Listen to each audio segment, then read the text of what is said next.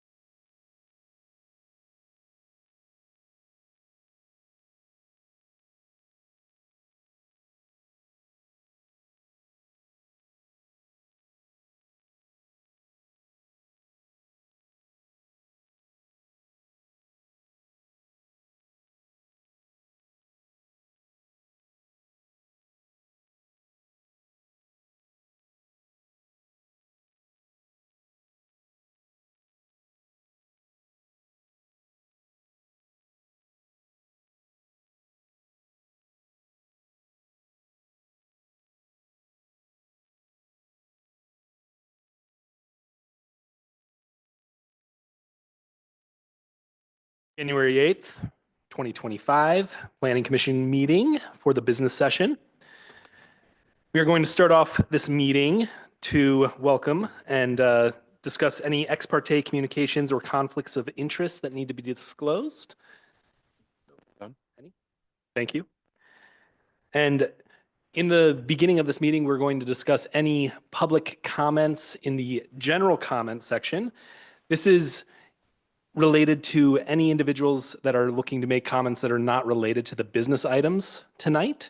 So if you are here to make comments on the business items, which is Project ZTA 24-005 in relation to the Rockworth Companies development, this is your time to make public comment. Anybody here that is wanting to discuss anything outside of the business items tonight? It is not. And is there anybody Anything online but the currently? gravel pit right now? Anybody online currently, Mike? All right, wonderful. Well, we will close the public comments for the general public comments and discuss the business items for the evening, which is Project ZTA 24-005. We'll introduce Mike, and I believe the applicant is here this evening as well. So Mike, if you could please have the applicant come up or do the presentation. You want a staff presentation first? We'll do staff presentation, yes.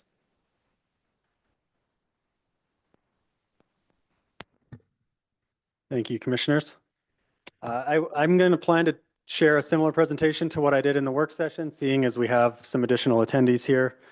As I pull this up, I do want to clarify that there's no final action or vote scheduled on the agenda tonight. The purpose of this meeting is to provide context and background to the commission and to the public on the exact nature of this request, comparing what's already been approved for this site with what is up for consideration now, and then kind of lay out the process from tonight moving forward and what to expect.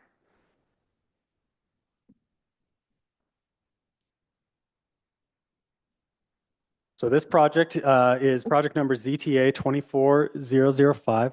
Looks like it's on the screens now. This is technically a text amendment proposal, but kind of a unique one in how it relates to the city ordinance and this gravel pit site. So I'll just go through this quickly. There is an existing planned development zone that was granted by the city in 2021 called the PDD-2 Wasatch Rock Redevelopment Zone. That approval, which was granted, establishes a new zoning designation on this property shown on the screen, 6695 Wasatch Boulevard, which is a 21.5 acre parcel at the northwestern end of the gravel pit property up on Wasatch Boulevard. That PDD-2 zone establishes a new zoning that's only exists on this property. It's a site-specific zoning. It also includes a site-specific zoning code, a written ordinance that establishes allowed uses and approval process and lighting standards and landscaping and things a typical ordinance would. It also establishes an overall site master plan for this property. So the first handful of slides here are going over what's already been approved, what is entitled and existing as of today. If no additional application were to be made, what is allowed to continue moving forward today? And I will note the applicant here is Rockworth Companies, who was the same applicant as the original zoning application process. Here's some site context. Again, the subject property outlined in the red square there.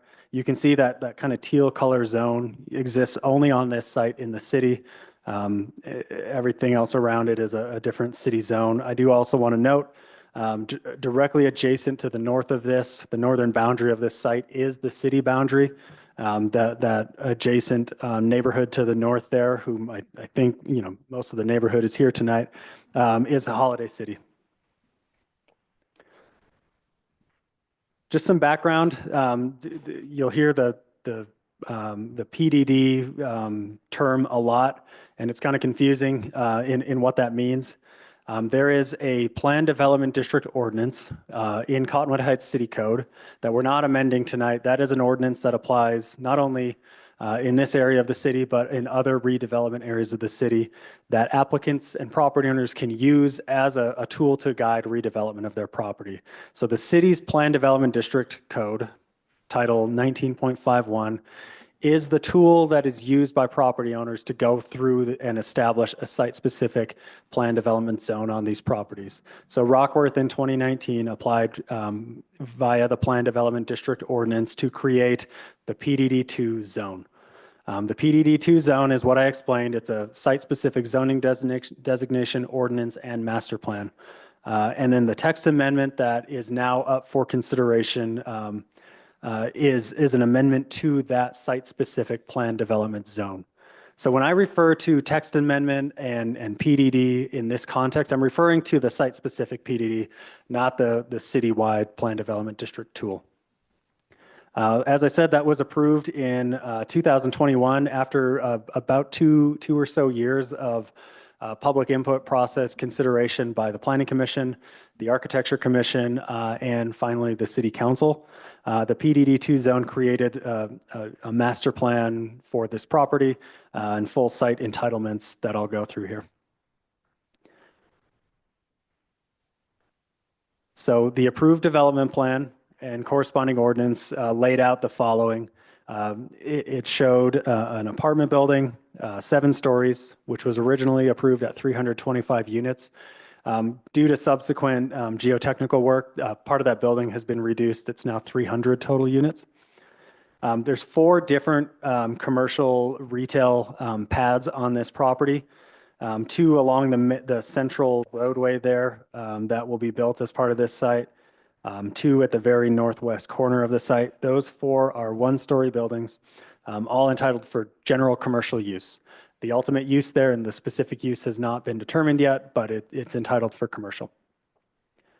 There are 2 buildings out front that are 3-story commercial mixed-use buildings. Some mix of retail, commercial, office type uses are allowed there. In addition to the apartment building, the other entitled use on the site is the condominium building shown on the very northern edge of that property. What's been entitled on that so far is not a total unit count and a building height, but a location and a use. As I explained in the work session, most of that original entitlement process did include a 12 or 13-story, 99-unit condominium building. So staff's initial review, the Planning Commission's initial recommendation, and our full analysis of this site originally back in 2019 and 2020 did take into account a proposed 99-unit building. It wasn't until one of the very last meetings before the council adopted that that there was some further clarification or question asked about that building. And rather than prolong the entitlement process further, the applicant decided to just say, we'll come back at a future date and entitle the height and the unit count for that condominium building. So I think that context is helpful. We're not reviewing this as if this never existed. We did review the potential impact of a 99 unit, 12 to 13-story condominium building originally. It just got pulled off at the last minute. I didn't know. There's also a hotel approved here on the north end of the site, 5 stories, 140 rooms. This site contains numerous geologic and geotechnical hazards and utility lines, so quite a few constraints on the site. You can see here the red lines are either fault lines or fault setback areas around fault lines. Habitable buildings aren't allowed to be constructed in those areas. The blue line is an aqueduct easement owned by Metropolitan Water District. It's a large regional scale water line. And a corresponding easement that surrounds that limits the development of not only habitable buildings, but even the angle that the roadway crosses over that had to be very carefully designed to ensure that the water district supported this. And then to the top of this screen, to the east of the apartment building is mainly steep hillside. That right now is kind of graded out from years of industrial kind of mining operation, but is required to be reclaimed, regraded, and revegetated in a stable way. That grading activity is underway now. That's been approved, that's been engineered, and that work is underway. I will note, you can see here that hillside, this is just an illustrative image that shows that will all be revegetated. What's a little harder to see, but is on there, is a public trail system that will also be developed in that reclaimed hillside. Over much of the site that's encumbered by hazard or water line is plaza space for those that live in the site, for people visiting the site, for the buildings to use. So you can just kind of see the general site layout, but this was all done. You can kind of see with this hazard map that the site was laid out in a way that, you know, most of the area that's free of hazard is where you see those buildings located. The approved phasing plan is shown here as well. Phase 1 being the site grading and reclamation, as well as the apartment building, which, like I said, is underway now. The subsequent phases are most of the retail pads in the hotel building. The condominium building and that location is phase 7. It's shown on this phasing plan as the very last phase. So even though they're applying for this process now, we anticipate that that won't come online for, you know, for quite a while the rest of the site is developed. These site visual renderings, and I heard that question, I don't know, that's why I said quite a while. I don't have an estimated timeline of, you know, the full build out construction timeline. I only know that they are trying to start phase 1, you know, during 2025. These renderings were all done. These are not new. These were all presented as part of the original entitlement process. So like I said, that condominium building did have massing and a unit count initially, even though it wasn't eventually approved with that in place. But you can see here, these renderings were done with a building there that's comparable in size to what's now being proposed. I don't know that it's exactly the same. So there's a kind of a bird's eye rendering showing site massing and layout on the site. This is a rendering from the 6200 South intersection on Wasatch Boulevard. You can kind of see the massing. This building, this white building is the condominium building. I also want to clarify, this is a massing rendering. This is not indicative of final materials or design or colors or anything like that. This is just to show site layout and massing. This was a rendering done from Big Cottonwood Canyon Road down below, just south of the old mill, within Cottonwood Heights, looking up at the site. This illustrates the substantial grade change from those Cottonwood Heights residential areas down to the west as it relates to this site. And then this rendering was provided, this is over in the general area of Alpha Coffee, Porcupine Grill, over on Fort Union Boulevard. Certainly further away from the subject site, but at a similar elevation. So you can see the visual impact of developed property there. So this, like I said, with the exception of the condo massing and height that's shown on these initial renderings, all of what I've shown you is approved, can move forward, is moving forward, is not proposed to be modified or changed in any way. The plan development ordinance that applies to this property, the standards there for providing affordable housing, for providing trails and circulation and bike lanes and landscaping on the property remains unchanged and will continue to move forward as approved. The scope of this particular text amendment is, like I said, at the very last, one of the last meetings before action was taken with the council previously, the standards, the building height and massing and density for the condominium building was essentially deferred. And there was a line drafted into the approved ordinance for this site that says the use and the location of condominiums is approved, is entitled. The density, the unit count, the massing, the parking will have to come back through this process at a later date. That's now what we're doing. So the extent of what's shown on the screen here is the extent of this application.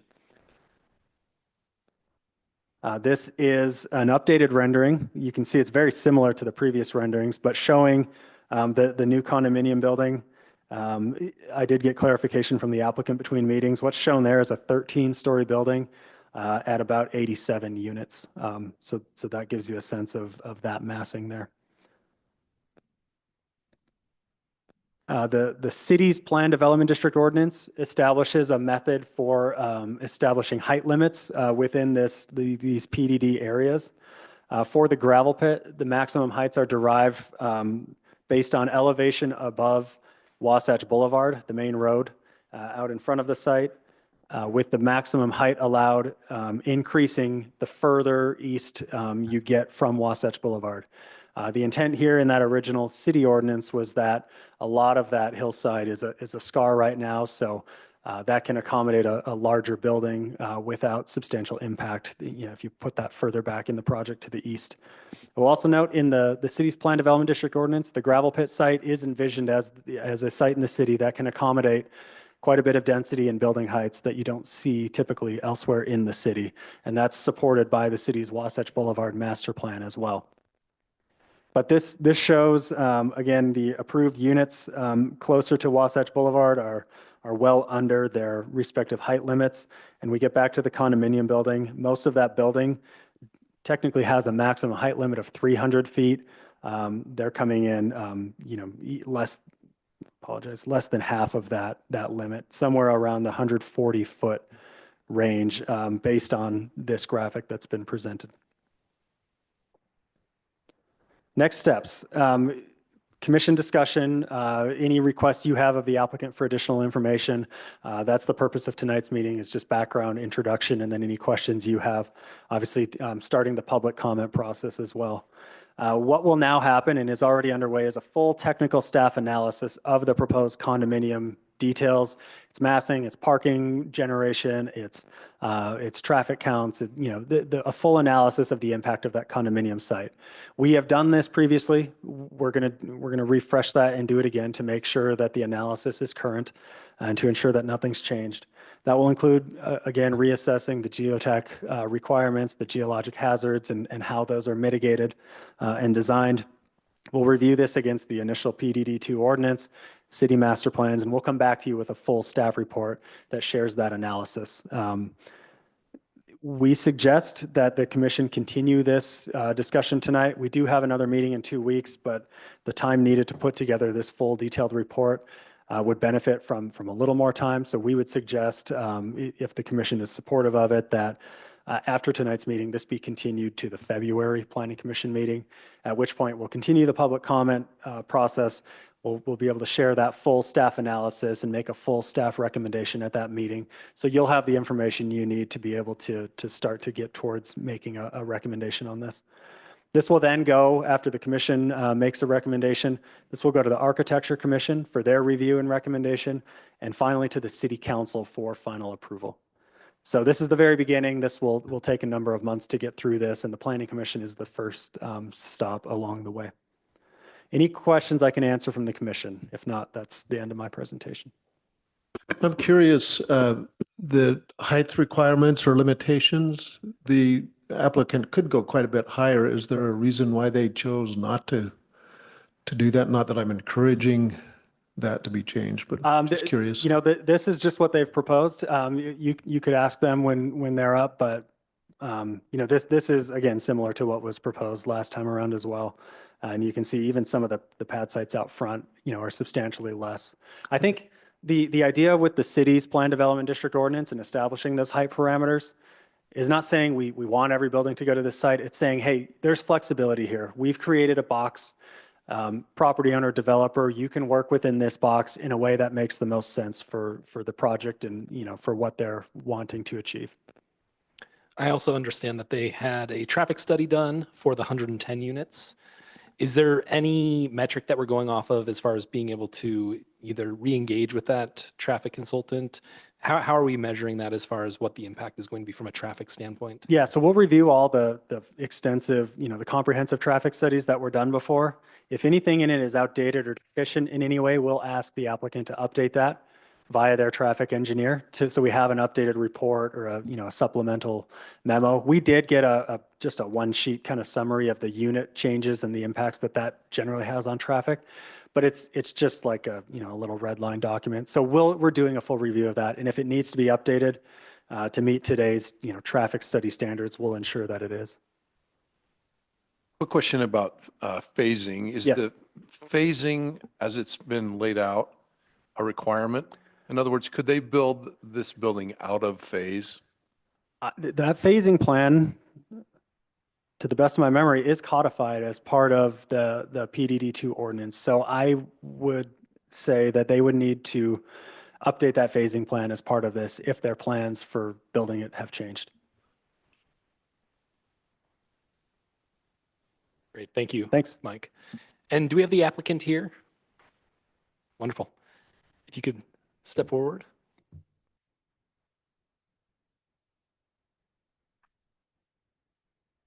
Hi, I'm Sarah Nemelka with Rockworth Companies. Thanks for having me. Thanks for being here. Yeah.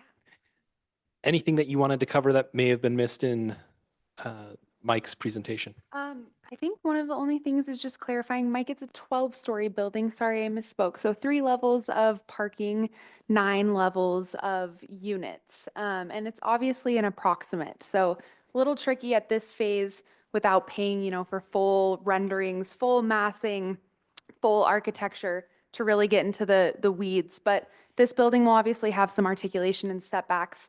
The majority of the building does sit underneath that 300-foot max. You guys did ask about why not maximizing the 300 stories.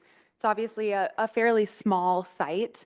Maximizing that, takes a lot of parking, traffic impacts the neighbors.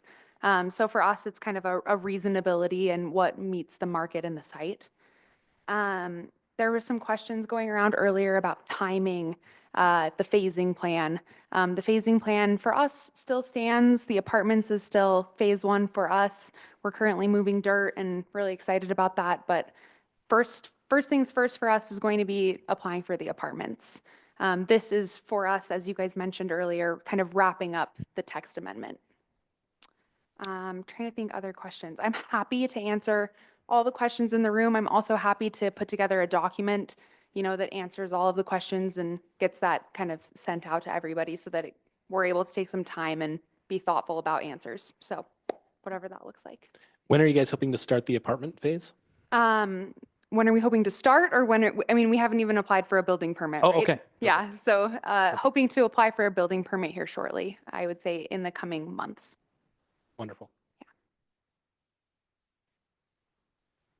I'm curious about a rendering from the vantage point of the Holiday neighbors here. They might be interested in seeing something like that, and I have not seen that myself. Yeah, so we were required to provide those renderings previously to Mike. That was not a requirement of our application this time. And those were provided. I don't believe those have been shared again. We're happy to update those if necessary.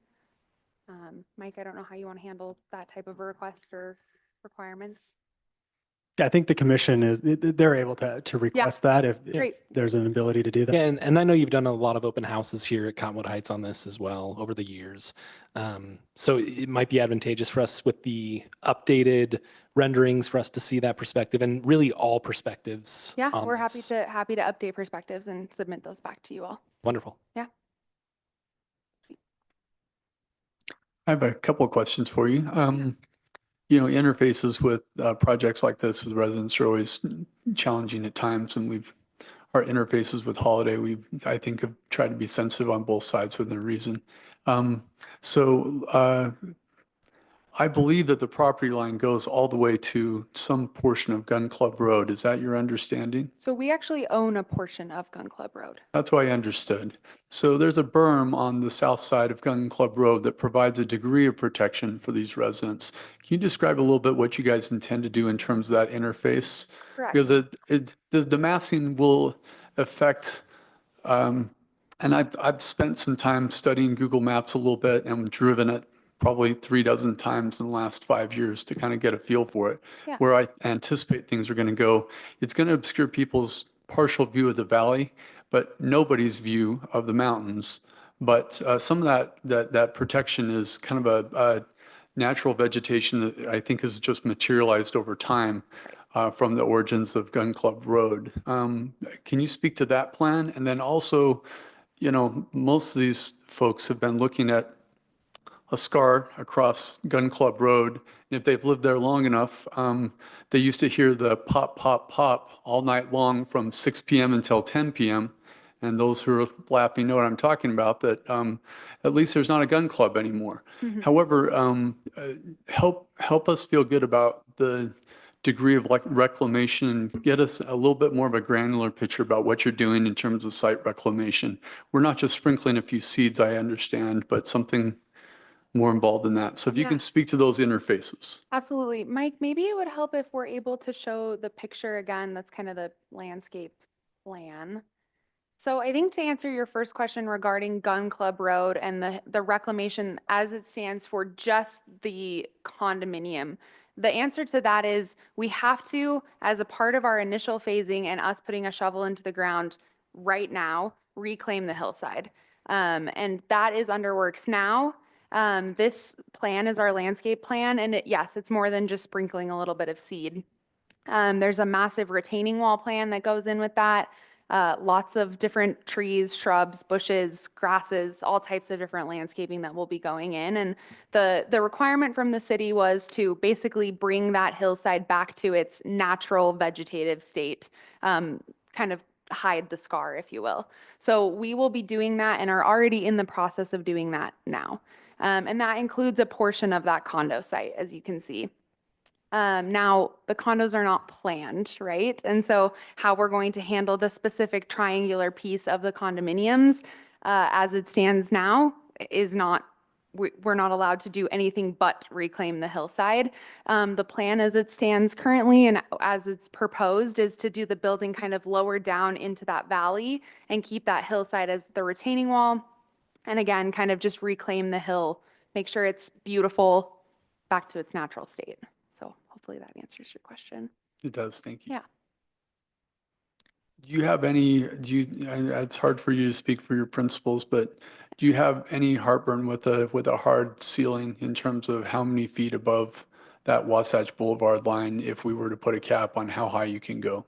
I mean, I think we would just want to work with you guys to figure out what's the best for us and you as a community, right? I, again, can't speak for my principals, but willing to work with you guys on what that looks like.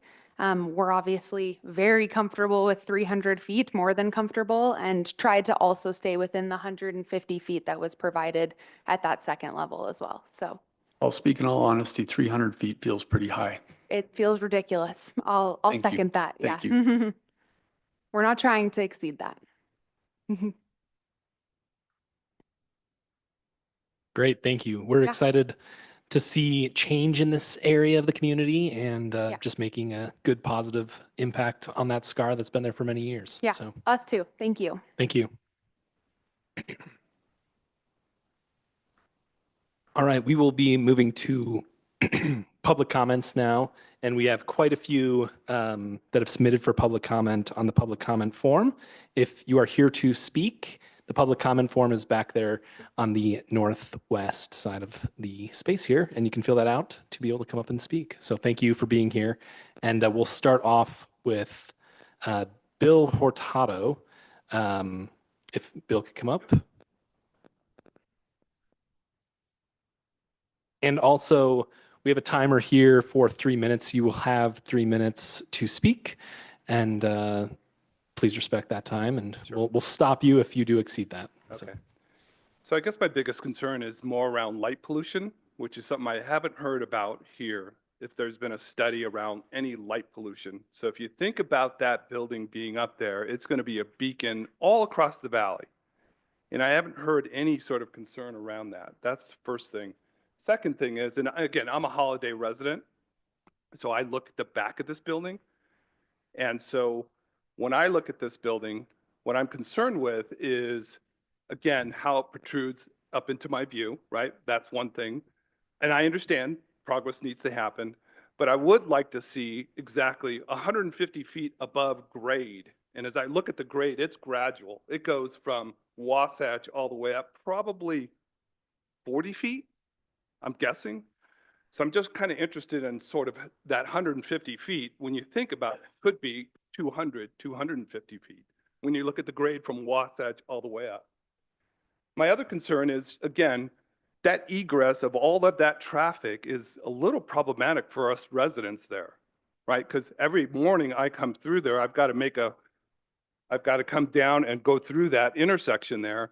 And if I have hundreds of people doing the same thing at between 7 and 8, 9 o'clock in the morning, it's going to be kind of an issue. So I guess those are my biggest concern. My biggest concern is the light pollution, right? So if you think about, I don't know, there's a bunch of projects here in Salt Lake City that are big albatrosses. You know, they've worn their time. And now you look at them and you're like, wow, that is such a poorly planned building. So I guess that's all I have to say around that. Thank you. Great. Thank you, Bill. All right. We have Stephen Rorich. Rokrich. Thank you. Hi there. Thank you for giving me an opportunity. I live in Holiday, live next to Bill, actually. The thing that troubles me is that you have 20-some acres that are being developed, and the only place that a building like the condominium would impact my neighborhood is where it's placed. I mean, any other place in that development really wouldn't have an impact on us, and I'm not clear why it was put there. I mean, one of the selling points for the condo, I'm sure, is going to be a view of the valley, which would be present regardless of where it was put on that development. And it just seemed to me to be unneighborly to put the condominium there, because it's going to obstruct my view. And I bought my property in large part because I had a wonderful view of the valley. And I think it's going to be very impactful on me and my house. So. Thank you. We cannot speak on behalf of the applicant on this, but some things to look at for that specifically on placement is fault lines in the community there, which was in the presentation as well. But we'll let the applicant talk at the end of this. Next is Mike Madsen.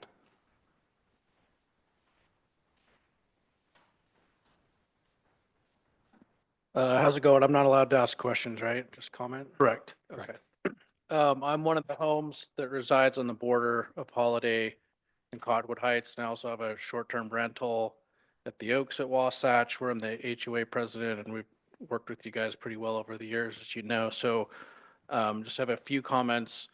One is your entry. I mean, there's almost no doubt in my mind for driving that road 100 million times the last 40 years that there's going to be accidents right as someone pulls out of that thing and someone whips around that way. I mean, I can almost guarantee that, but one of the things you could do to probably settle that down is make it so someone can only turn one way out of that and have like a median kind of going down the road.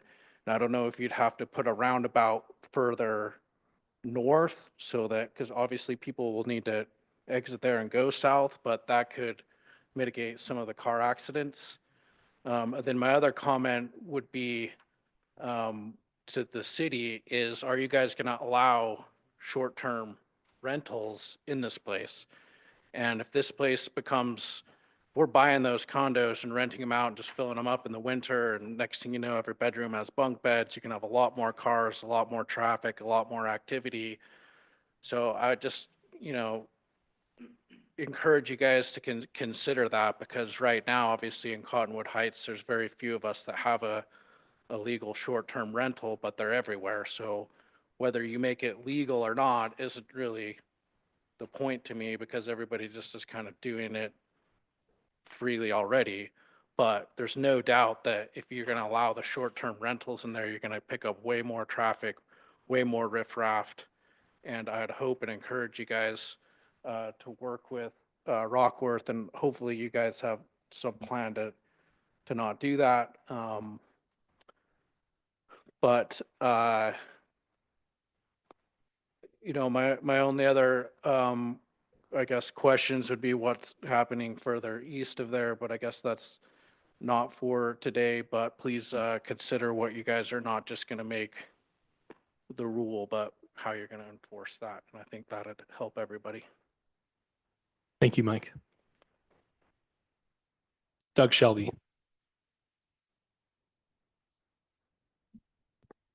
I represent Walker Development. We own essentially around this project. My concern, I'm not an expert on the density and all that stuff, but I think their traffic study is 289 pages of baloney. They have intersections coming in on the on SR 190 south of us. And I spent 22 years in court trying to get what intersection we have. And they just threw these things in and did calculations. And it's like, this is a limited access highway. And so I think somebody needs to take a look at that, because I don't think it's valid at all. And not that we're out to kill it. I'm working with them. We're trying to get the hillside resolved and all those things, but it's kind of a big project. And I think traffic here, they're showing 30% of it going through our property. Well, we're not going to allow that.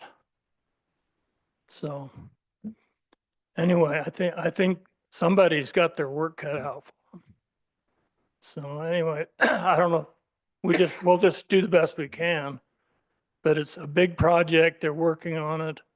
I know you talked about the berm along Gun Club Road. Well, it's not there anymore. So they're cleaning it all up and it looks pretty good. So anyway, thank you. Thank you. Jackie Hibbard.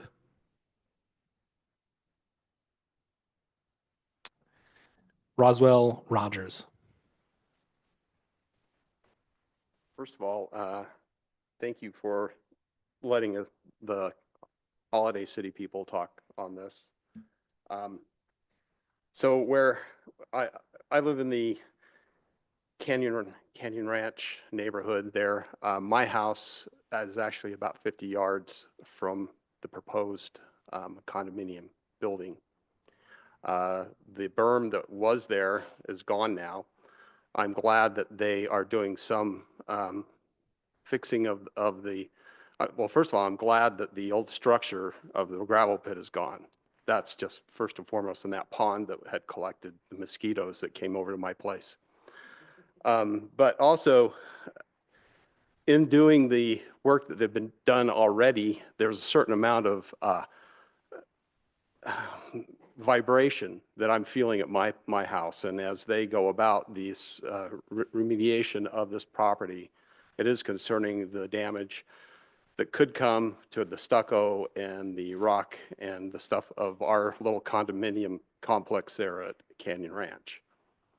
The next is, of course, the dust. And actually, I see this as a good thing. The dust is going to be taken care of finally, because the dust blowing into our little neighborhood has been pretty spectacular.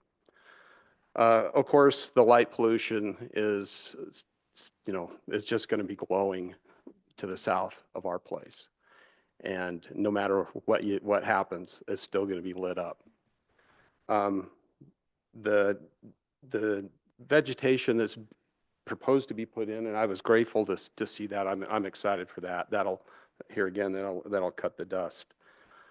But the traffic, having that intersection just around the bend, that's just scary. It's a pretty frightening thought to think of all the cars that are coming out of there and how fast people come down Wasatch Boulevard and make that turn onto Wasatch Boulevard instead of going straight down 6200. So anyway, once again, thank you for letting us have our chance to talk about it. There are some good things and some bad things, and so we need to figure it out. So thanks, guys. Thank you, Roswell. Rob Dolly.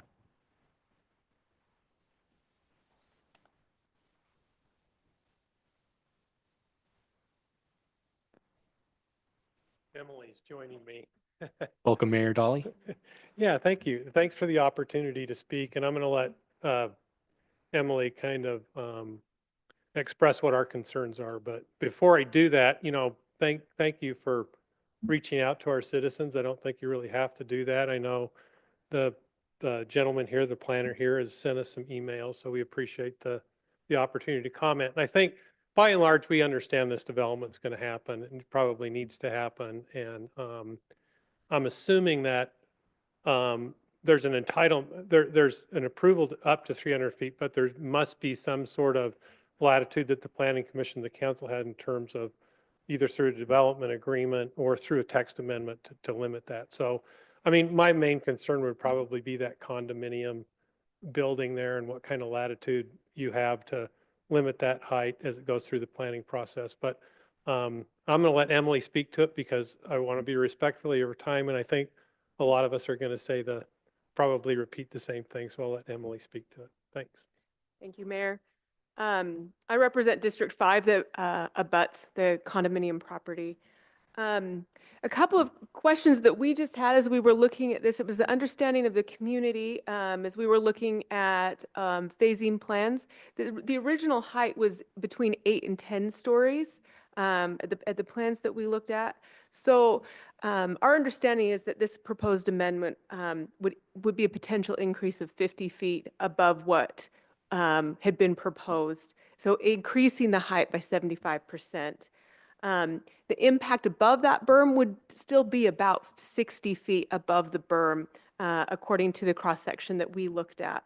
It's also our understanding that the reason that the City Council did not approve this building in the first place, these heights, was this exact question, is do we want 12 to 14-story buildings on the East Bench of Salt Lake County? Is that the kind of community that we want this area to be? I would say residents of Holiday, and I imagine residents of Cottonwood Heights, value living on the East Bench for its suburban character, a low-density housing, and the mountain views. Holiday City has worked hard to create thoughtful buffers between our R1 neighborhoods and areas with greater height and density. And as I've looked over Cottonwood Heights plans, it seems like you guys have done much the same thing along Foothill Boulevard, Fort Union Boulevard, so that you have some buffers between your more dense areas. Because this Wasatch Rock development presents an excellent opportunity for Cottonwood Heights to provide some multifamily housing without impacting nearby residential properties, it makes a lot of sense to lean into that. Unfortunately, on the north side is where there are these neighborhoods in Holidays where there are single-family homes that are significantly impacted by this height of this condo development. When Holiday was developing its Mill Rock zone on its south border, Cottonwood Heights requested that we relocate an office park to the north end away from Hidden Mill Cove and position a parking lot next to these Cottonwood Heights homes. We willingly accommodated this request to preserve these residents' views and minimize traffic impacts to their neighborhood.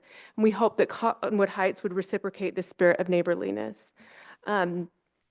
Our residents are just asking for the same kind of consideration to maintain the original plan's limits on the condo development.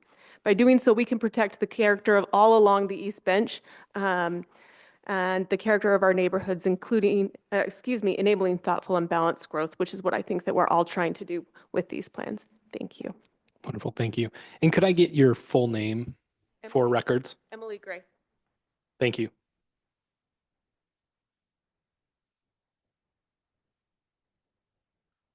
Wilson Bateman.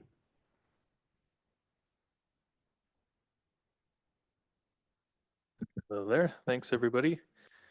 So first off, I am really glad to see this started. I, like others have expressed, the gravel pit is a scar. There's dust blowing in. And I understand the need for housing and for development there. And by and large, I'm in favor of it. I like the landscaping. I like the walking paths behind. But while we were looking through the renderings, as has been stated, there are very few of them that show the direct impact to the Canyon Cove neighborhood. And so I wanted to request that we look more into what that would look like from Gun Club Road. So in pursuit of that, I actually threw some of those together myself, which I emailed to the council here, and that Mike responded to that he'd received.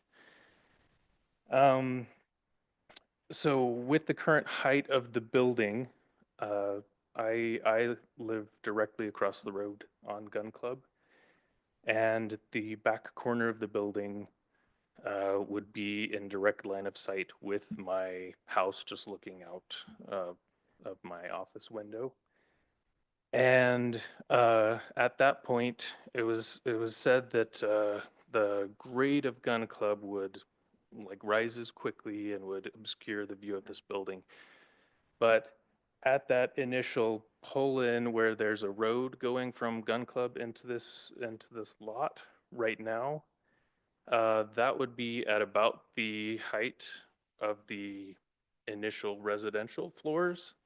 And then by the time we get to the back corner of the building, that would only be about 3 residential floors eclipsed. And right now, there would be 6 floors in addition above that. So if you're standing up on the highest point of Gun Club level with the back of this building, there would still be 6 residential floors at the lowest proposed height right now.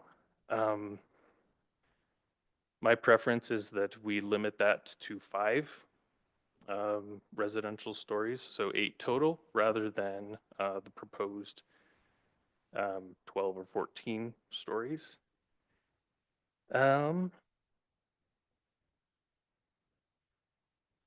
Anyway, that is all That I is have. time. Thank you. Okay, thank you.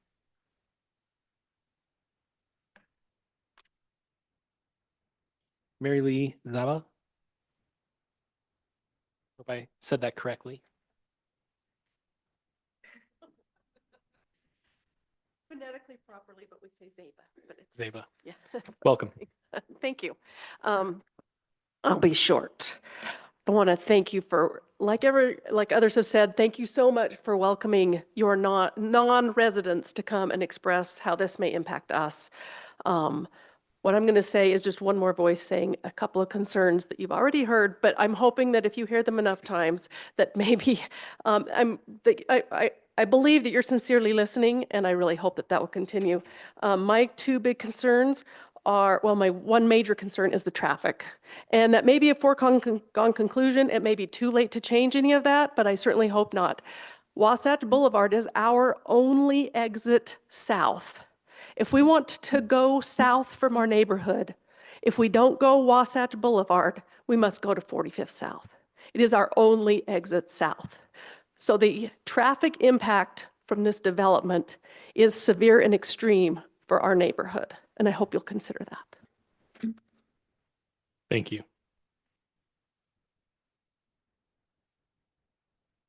Bonnie Rokish.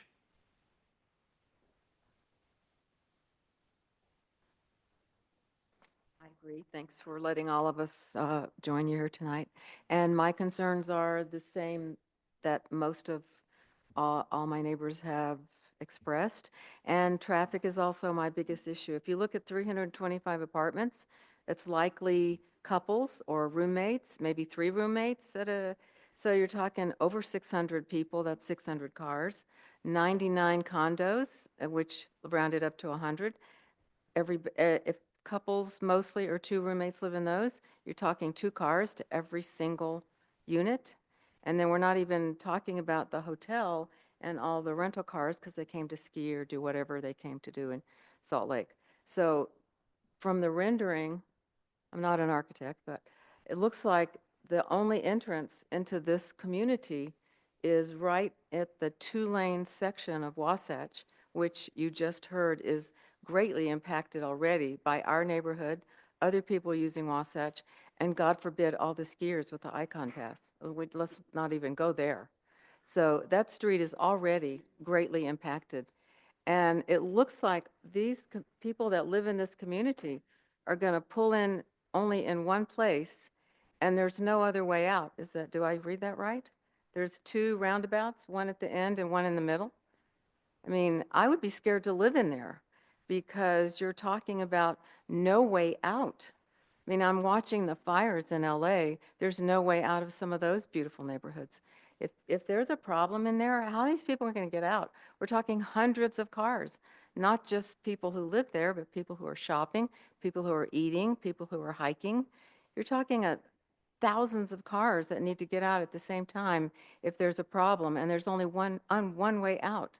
And it's the same way that I have to get out of my neighborhood if I'm impacted by that same disaster, whatever that is. So I have huge concerns. And you did a traffic study 5 years ago. I've lived in Canyon Cove for 27 years.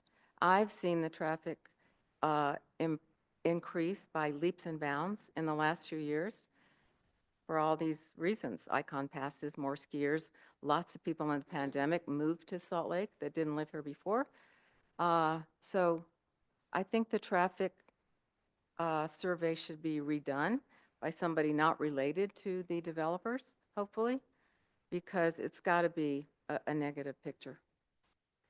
Thank you. Thank you. Allison Armstrong.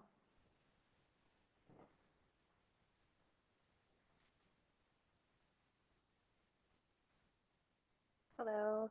Thank you again. I want to echo everyone's sentiment for having us here. I am coming at it from a little different angle. I used to live behind Market Street Grill in that neighborhood, just down the road here, and all those huge buildings. And we moved out of that neighborhood because of the crime. So when those buildings, there's a great walking path that goes through that neighborhood as well, and it carried with it a lot of crime.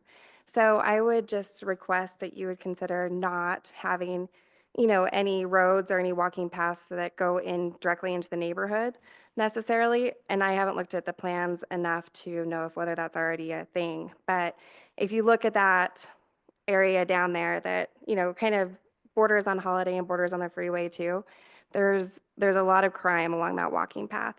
And then the second thing, I guess I've got 2 teenage drivers, so it's always terrifying with all these enormous intersections and to have more traffic coming through. I mean, it's terrifying whenever a teenage driver is out, right? But this especially makes it a lot scarier.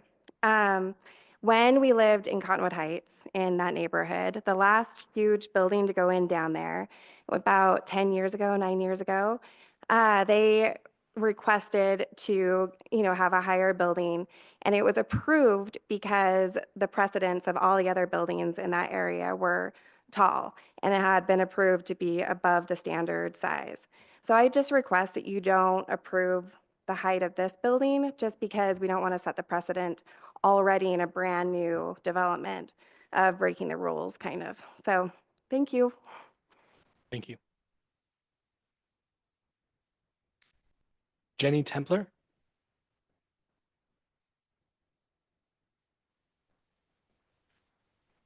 Thank you for having us again, echoing what everyone says. Ditto on all of their remarks. Probably ditto for every single person here. Concerns about the light noise, concern about traffic.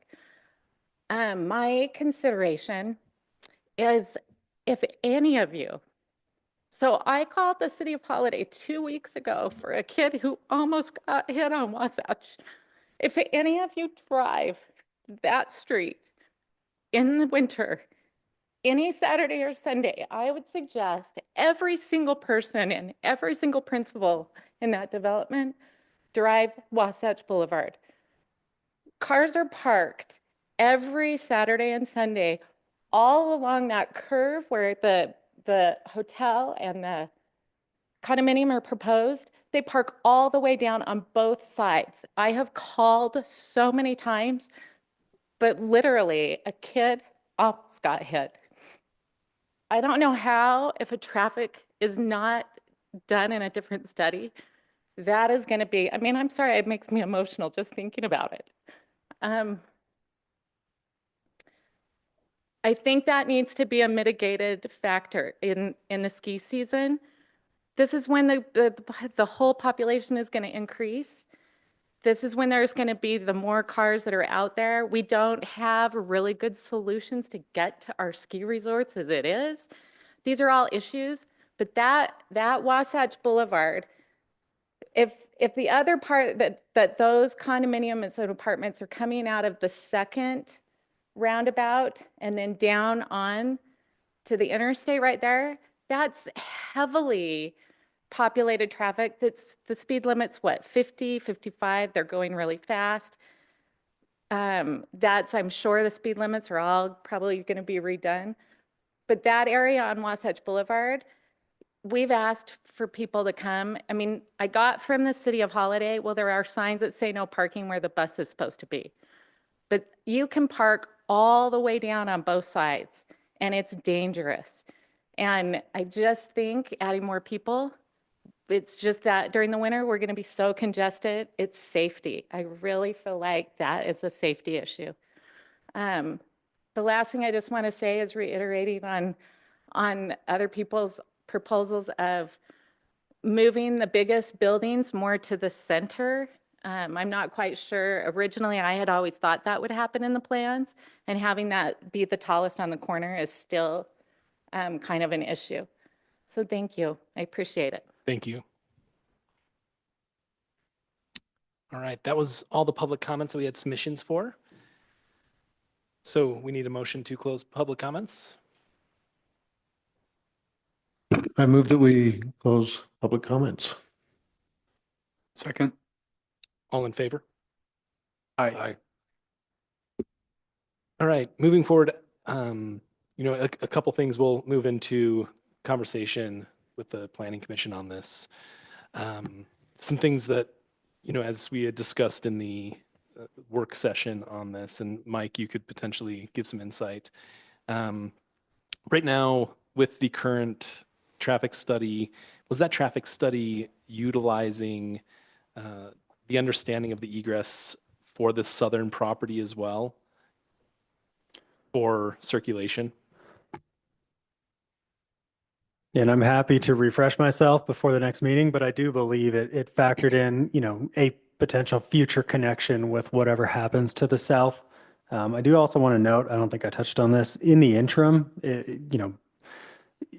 regardless of whether that connection happens, there is this, we've called it a temporary secondary ingress and egress to the site that follows the same alignment as the driveway right now by the ski shop that's right off that site. And you can see that kind of gooseneck shaped driveway into the project. That is part of the current requirement, is that unless and until a permanent connection happens up there to the southern gravel pit development, whatever happens there, that this secondary access into and out of the site be operational. And there's the current right of way there. Yeah, that needs to go through UDOT permitting to make that happen, but there's a process there in place. There's some checklists to go into place there. Yep. And then just refresh my memory. So those pink lines are all fault lines. Is that correct? The dotted line is known fault lines, and then the kind of pink shaded area is the fault setback around the fault lines. Great. And then the blue line there is the water line. The water line. And there's a blue dotted line that's the easement around that large water line. Okay. Great. Any other questions from the commission to be discussed? I think it's important to point out that, and I think we mentioned this in our work session, that the appreciable base for this project is based on Wasatch Boulevard current. So the idea that, this negotiation of where the base is already been established. So hypothetically, when we're talking about floors, the applicant understands acutely that we all understand very clearly what the starting point is. So it doesn't matter whether you pile the dirt up or you dig down deeper, Wasatch Boulevard is where the measurement is taken from. Mike, could you show that image one more time in regards to the height? Yes, I'll stop here quick. This is the original rendering. There's a comment that the original condo building was shorter. I don't think that's accurate. I think this one is, 12 or 13 stories, and this was from 2021, back when it was part of the original. So it is a comparable building height to the first time this was proposed.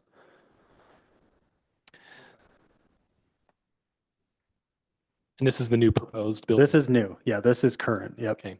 Yeah, You assume that that's on the same, you assume that that's on the same photograph. It intersects the road at a very similar place. Yeah, it's similar. and such a unique site to develop on. So really looking at what Rockworth has put together on this, it seems like they're maximizing the space with what has been given, especially with fault lines and a waterway that's coming through there, just as far as being able to allocate the appropriate massing where it needs to be to even make this feasible, it seems.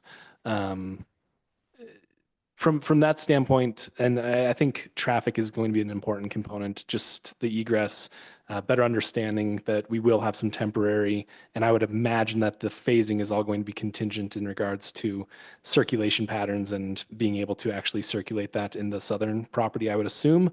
That's all just assumption at this point, but phasing, I think, is going to be mattering in that. What entitlements are currently on the southern property here, Mike? Just whatever the current, it's like half acre, single family zoning, but it's it's the zone that was put in place when the city incorporated here. It's been an industrial use since well before the city incorporated. So the master plan here is mixed use development. We do anticipate a fairly high dense development being applied for, but we haven't seen an application yet. So the current zoning is just a placeholder residential zoning. And it is also in the PDD overlay It is, area, right? yes. So the same parameters that governed the creation of PDD2 would apply to the southern gravel pit site. I will also add, just for context, the southern site is the location that the state is trying to identify a place for a canyon transit parking structure on. That was contemplated in their environmental impact statement that they did for canyon traffic. So we do anticipate some transit infrastructure in this area as well. Is there any additional contingencies that UDOT has on this specific project? On the northern one, just the permit for that secondary access. That would be it. Okay. I might remind the room chair, if people have been there since before about 1983, Wasatch Boulevard was an incredibly dangerous road prior to that time. And before 215 was completed, that was operating almost like a two-lane superhighway to get you to downtown Salt Lake, excluding maybe Holiday Boulevard or Highland Drive. And so I think, hopefully cool heads prevail as we navigate the traffic of changes in development and improvements. And I hope the net improvement of a Dust Bowl and a defunct industrial area that's going to be something dramatically nicer than that will have a net positive effect for everybody in that area. But, we're sensitive to the fact there's a death on Wasatch Boulevard on the Holiday side in the last month. And, this is a major arterial that benefits the canyons and on a road that is not controlled by the city of Cottonwood Heights on any way, shape, or form. So just to point out that UDOT is an enormous partner and sometimes challenge, I think, as Doug Shelby would attest to. So I hope, Chair, that as we watch this project progress, I know that our staff are vigilant about trying to make sure that we consider ingress and egress. And obviously, a large part of this depends on what eventually happens south of this project. And whether it goes one way or the other, I think the intention that we got from the applicant in 2 years of discussion was flexibility, that how these Lego pieces would fit together and how many people were coming out of which area was meant to have some pliability to it and not just maximization. So that remains to see what that looks like. And we're hopeful that it doesn't increase traffic fatalities for pedestrians. And as a cyclist as well, I'm painfully aware of the cars coming and going in that area. If you pull up a Strava data, there are enormous numbers of people that are coming and going. They're not in cars. So, but we're aware of that. But this, that has not gone unnoticed and not discussed. And we look forward to what happens throughout the gravel project, the gravel pit, as we make progress. Thank you, Commissioner Mills. One of the issues brought up was the positioning of the buildings, and I don't know if that would require starting over again if we were to consider, or if the applicant were to consider rearranging the placement of those buildings. I think I can speak to where the planning commission was at the time. We considered, as we went back and forth with Rockworth about massing, and there were reasons that they preferred the massing as it sits. But just remember the constraints of this property. If you look at where those fault hazards lie, can you go to that next page, Mike? It's dramatic, and thank you. At a certain point, we can't inhibit a property owner's rights to build something, and the stipulations here and the amount of straining that this applicant went through for 2 years to get through our process at that time was rigorous, to say the least. Maybe the most rigorous that the city is engaged in up to that point. And they modified and shrunk and moved, and so there was a lot of back and forth. And I would say this property and what's massed right now is not based on what would make them the most money, to be honest. This is based on something that may not be completely palatable for everybody, but and again, I'm not going to argue too far in favor of a particular project here, but this massing was dramatically reduced from where we started with Rockworth. Yeah, and I would just add that the use and all but the condo building height and locations and everything is already entitled. So there would need to be a voluntary proposal to completely rework that, but that's outside of the scope of this particular application. So they have entitlement even for the condominium use and location, just not for the height and the unit count at this point. Mike, one other question. There were several comments about lighting. Yeah. And while that's not the topic of this conversation either, it might be interesting to talk about what's happened to the lighting standards in the city since these folks began. Yes. Yeah, that's a good question. And there is an outdoor lighting section in the original ordinance. I can look it up quick. I don't have it. I'm not familiar with it offhand. But I think we would expect that the buildings here follow the city's outdoor lighting standards. And we have some pretty rigorous standards, especially east of Wasatch Boulevard, as it relates to total lighting output on a site and shielding light sources so you don't have glare. It's a pretty good outdoor lighting standard that balances providing adequate site lighting with eliminating excess lighting and glare and bulbs that are, offensively bright and that kind of thing. And Mike, we might add to that the degree, the location, that because it is east of Wasatch Boulevard, there's a different expectation than in other parts of the city. It's a graded standard that goes from more urban areas to frankly, the standards for the homes that are north of this probably have a much more liberal standard because they already exist as they are in terms of the ability to cast a spotlight directly at this building versus what the building will be able to cast based on our lighting standard. Yeah, so I just looked it up. It actually does say our lighting ordinance must have been in place at the time. All it says with outdoor lighting is it must comply with city code for outdoor lighting. So it would all be subject to the same outdoor lighting standards that we administer elsewhere in the city. And as I'm looking at it, I think it's more stringent than Holiday by quite a significant amount. It certainly follows. It's not completely dark skies adjacent, but it follows that kind of set of standards as it relates to shielding and maximum bulb capacity and temperature, color and that kind of thing. Thank you. And because of the magnitude of conscious efforts that Cottonwood Heights has had on this with open houses and, really progressing this project forward.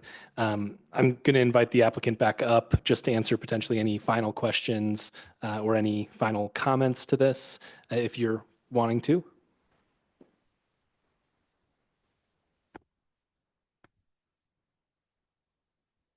Thank you again. I wrote down every question, so I will get all of them back to Mike, make sure that every question and comment is answered. So thank you all for your time. A couple of questions that stood out that you guys didn't cover. The condo project is not meant to be, a lower end product. It's not intended to be a short-term rental product. That's not our intention. And we'll obviously follow the Cottonwood Heights protocol when it comes to short-term rentals, but the intention is for that to be a higher end product. Our traffic consultant is not related to us. We're obviously happy to comply with you guys in updating traffic consultant needs. And previously, the traffic consultant was required to work with Holiday in coming up with a solution for the entrance and the exit. So that was actually already produced because of requests from Holiday. So that entrance and exit was per Holiday, not Cottonwood Heights. I don't know what else without taking too much time or going into the nitty gritty, but like I said, I wrote down every single question, every comment. So happy to make sure that those are addressed and appreciate everybody's time here. Wonderful. Thank you. Thank you. So based on the recommendation of the staff, I believe we need a motion to push this down to the February meeting for getting more information, getting a lot of these studies in place and just putting together a full staff report. So I would encourage a motion for the next meeting on this. And that date, so you can reference it, is February 5th. I will make a motion that we continue this discussion at our next planning, or not our next, but our planning commission meeting on February 5th. Wonderful. We need a second. Second. All in favor? I will actually go down the list. Commissioner Shelton? Yes. Commissioner Mills? Yes. Commissioner Smith? Yes. Do we have I think Commissioner Polson is online. Commissioner Polson? Not unmuting. Yes. Perfect. We've Okay, got there it. it is. And then Commissioner Steinman, yes. Wonderful. Well, thank you for coming out tonight. And we do have a couple more items on the agenda in regards to consent agenda. And, appreciate, it's good to be neighbors with Holiday. We share, a lot of the restaurants and just the experience and of course the biking and the integration. So it's great to be your neighbors. We'll definitely be sending Mayor Dolly a invoice for the evening as well. No, I'm kidding. But the next items on the agenda is the consent agenda for the approval of Planning Commission minutes for November 6th and December 4th. Chair, I might point out that we will be meeting on January 22nd. And there's probability that this might be discussed at that meeting as well. But a decision would not be made based on the motion until February 5th. Is that your understanding? With the motion, I am not planning to discuss this as an agenda item Okay, in fantastic. January. Just not for the until public. February. Yeah. Okay, thank you for that clarification. And I'm happy to make a motion that we approve the Planning Commission minutes from November 6th, 2024 and December 4th, 2024. Second. All in favor? Aye. Aye. All right, we need one last motion. Move to adjourn. Yeah. Second. All in favor? Aye. Aye. Aye. Thank you, everyone. Do that like you are a pro. Oh, thank you.